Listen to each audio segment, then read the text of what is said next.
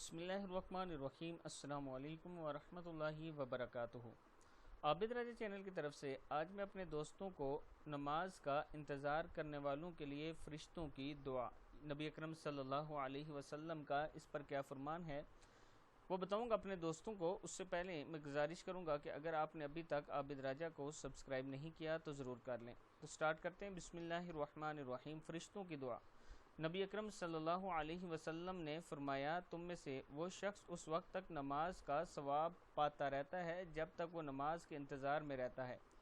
فرشتے اس کے لیے یہ دعا کرتے رہتے ہیں، یا اللہ اس کی مغفرت فرما دیجئے اور اس پر رحم فرما دیجئے۔ نماز پڑھنے کے بعد بھی جب تک نماز کی جگہ باوضو بیٹھا رہتا ہے اس کے لیے یہی دعا کرتے رہتے ہیں۔ بخاری کی حدیث ہے، پھر سن لیں۔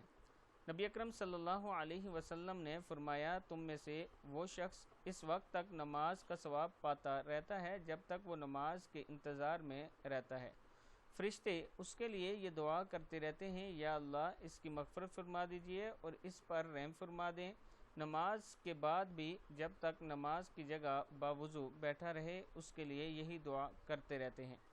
صدق اللہ العظیم۔